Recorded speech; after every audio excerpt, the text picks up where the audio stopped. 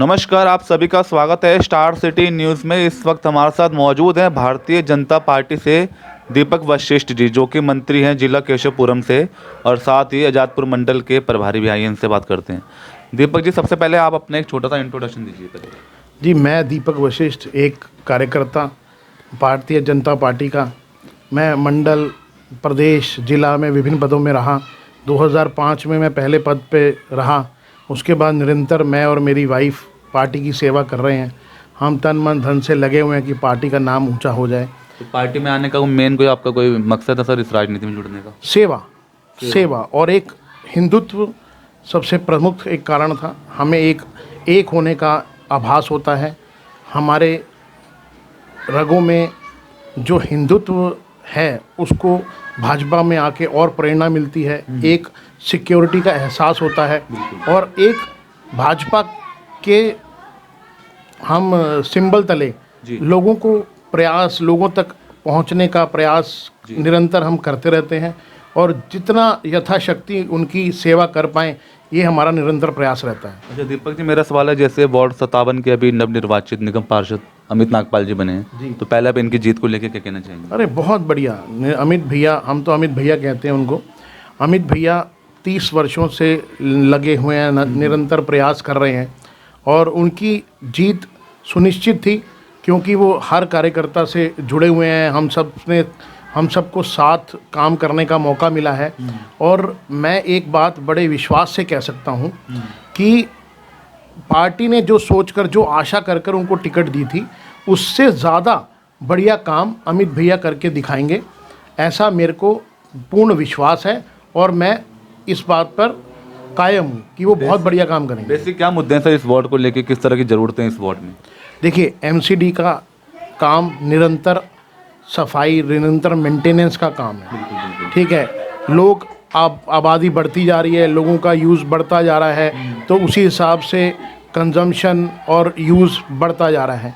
निरंतर नालियां भरती रहती हैं, निरंतर पेड़ बढ़ते रहते हैं, निरंतर सफाइयां एमसीडी का एक प्रमुख काम है, जो पिछले 15-20 साल से, जब से हमारे पीतमपुरा में भाजपा की सरकार आई है, तब से, पहले पोदार जी, फिर चंदीराम चावला जी, अंजू जैन जी, अब अमित नागपाल जी, हमने पीतमपुरा को हमेशा सौंदर्यकरण की तरफ और अग्रसर किया है और सुंदर से सुंदर बनाने का प्रयास किया है। और ऐसी ही आशा में अमित भैया से भी है मुझे कि वो पीतमपुरा को निरंतर आगे बढ़ाएंगे और सुंदर करेंगे। सर, जीपी जो क्लस्टर है जैसे पीतमपुरा में, काफ़ी वहाँ पे हालत दयनीय है, वहाँ पे जो जुगिया भी हैं, तो उस पर ध्यान दिया जाएगा सर? देखिए, मैं आपको एक स्पष्टीकरण पहले देता हूँ कि चाहे वो पोदार जी थे, चाहे वो चंदीराम चावला जी थे, अंजू जैन जी थे, या अमित भैया हैं, या मैं खुद, हमने खुद खड़े होकर वहाँ पे नालियों की सफाई करवाई है। मगर उसमें कारण ये है कि छोटी नालियाँ जब बड़े नालों में जाके मिलती हैं, जो दिल्ली गवर्नमेंट या वंदना कुमारी जी के अंडर आते हैं, उनकी सफाई नहीं होती है। तो जब तक जो निरंतर यूज़ हो रही हैं नालियाँ अंदर, वो बड़े नाला जब तक साफ़ नहीं होगा वो बैक मारेंगी। हम जितने मर्जी प्रयास कर लें, वंदना कुमारी जी पिछले 8 सालों में उनसे पूछा जाए कि वो कितनी बार सेवा बस्ती आई हैं। आज जो सेवा बस्ती एमसीडी का कोई भी पार्षद रहा हो, उसने निरंतर सबके संपर्क में रहकर यथाशक्ति काम करवाया है। मगर जब आगे से नालियां साफ़ ही नहीं होंगी तब एमसीडी क्या करेगी?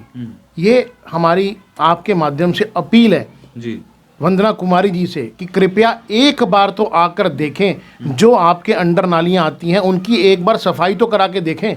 अब शेल्टर होम करके एक डिपार्टमेंट आता है जो दिल्ली गवर्नमेंट के अंडर आता है, उसका अलग से सैंक्शन बजट भी मिलता है। आप चले जाइए सेवा बस्ती में, टॉयलेट के नल टूटे पड़े हैं। कितनी चिट्ठियां वंदना कुमारी जी को दी जा चुकी हैं, आज तक वो नल या जो भी उनकी रिपेयर है आज तक नहीं हुई है। अच्छा, आपके सर पार्टी से जो जुड़ के आपके जो लोकल सेवा कर रहे हैं, आप किस किस तरह की सेवा दे रहे हैं पार्टी से जुड़ के आप? देखिए, एक तो पार्टी वाइज जो सेवा होती है, वो जो पार्टी हमें आदेश देती है मंडल स्तर पर, जिला स्तर पर, हम वो अपना काम पार्टी के हिसाब से करते हैं। निरंतर हमारी कोशिश ये रहती है कि हम जो सेवा बस्ती रही या फ्लैट्स रहे या कोठी वाले रहे, उनके जो भी समस्याएं हैं उनके साथ निरंतर टच में रहकर उनको जो समाधान होने लायक हमसे हमारी क्षमता में आती हैं वो समाधान करें, और जो नहीं हो पाती हैं तो हम उनको गाइड करें या उनके साथ खड़े रहें, ऐसा हमारा प्रयास रहता है। जैसे कि ये बीडी ब्लॉक में जी शराब का ठेका खुला, बीडी ब्लॉक और वहाँ पे जीडी ब्लॉक वाले बड़े परेशान थे। मैंने स्वयं जाकर और मंडल की टीम ने वहाँ पे धरना दिया और अपने निरंतर प्रयास से उस शराब के ठेके को बंद कराया। दीपक जी, जैसे आप काफ़ी लंबे समय से जुड़े हैं बीजेपी में, आपने 2 बार पार्टी से टिकट मांगने की भी आपने मांग की थी सर, तो इसमें देखिए टिकट मांगना हर कार्यकर्ता का हक है। मैं पिछली 2 बार से प्रयास कर रहा हूँ, पार्टी हो सकता है आने वाले टाइम में हमें दे, और मेरे जैसे और 2-3 कार्यकर्ता हैं जो लगे हुए हैं, ठीक है ना। अमित भैया इतने टाइम से प्रयास कर रहे थे, आज पार्टी ने उनको मौका दिया, ठीक है। तो ये टिकट एक को मिलनी है, मगर भाजपा मंडल पीतमपुरा एक परिवार है, टिकट किसी को मिले उसके साथ सब लग जाते हैं और उसको जिता के लाते हैं। ये हमारा प्रयास, भाजपा परिवार है एक। ठीक है सर, मोदी सरकार के 8 सालों को लेकर आप कुछ कहना चाहेंगे सर? अरे बेहतरीन काम हुआ है। इतना पिछले कितने सालों में ऐसा कभी सोचा ही नहीं था कि भारत विश्व गुरु बन सकता है, 370 खत्म हो सकती है, राम मंदिर बन सकता है, या सिर्फ कांग्रेस कहती है जी कि मोदी जी हिंदुओं की पार्टी है, वो है। ट्रिपल तलाक किसने सोचा? किसने महिला सुरक्षा के बारे में सोचा? मोदी सरकार ने सोचा। आज मोदी सरकार चाहे हिंदू, मुस्लिम, सिख, ईसाई, हर किसी के बारे में सोच के चल रही है। ऐसा कोई सोच सकता था कि ये कोरोना काल आएगा और इतने वैक्सीनेशन लग जाएंगी?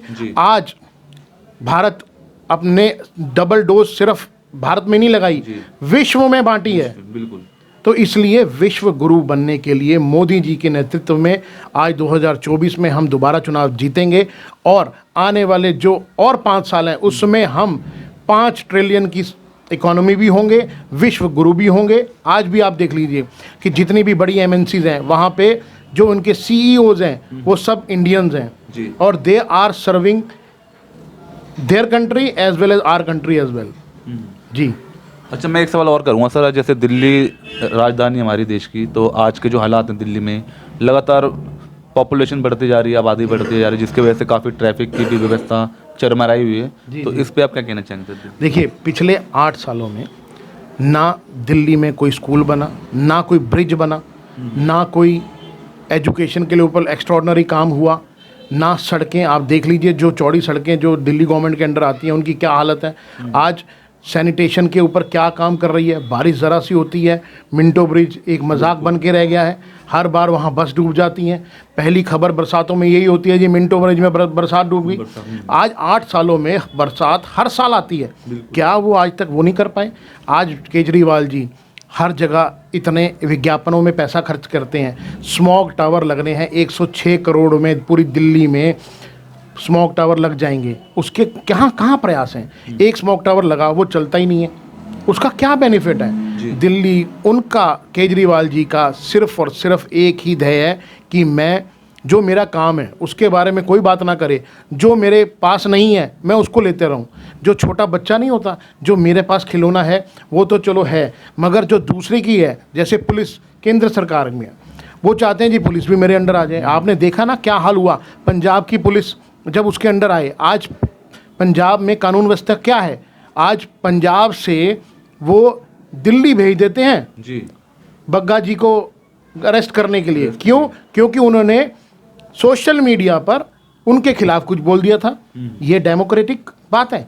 क्या आप चाहते हैं कि अगर दिल्ली में उनके हाथ पुलिस आ जाए तो क्या हम स्पीच ऑफ, अब जो हमारी फ्रीडम ऑफ स्पीच है वो भी हम छोड़ दें? ऐसा नहीं होगा।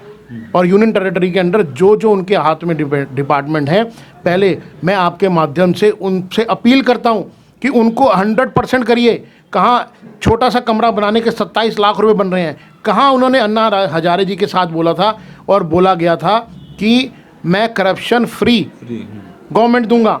एक छोटा सा कमरा 27 लाख का, ये करप्शन फ्री हो रहा है जी। तो मैं आपके माध्यम से केजरीवाल जी और उनके वंदना कुमारी जी से अपील करता हूं कि वो कृपया विज्ञापनों के बजाय क्षेत्र का ध्यान दें, और जो उनके अंडर काम करने वाले आने वाले हैं वो उनको कृपया करके पूरा करें। ठीक है, धन्यवाद सर, आपने समय दिया। थैंक यू जी, थैंक यू। तो ये हमारी सीधी बात दीपक वशिष्ठ जी से, स्टार सिटी के साथ मैं जितेंद्र गुप्ता।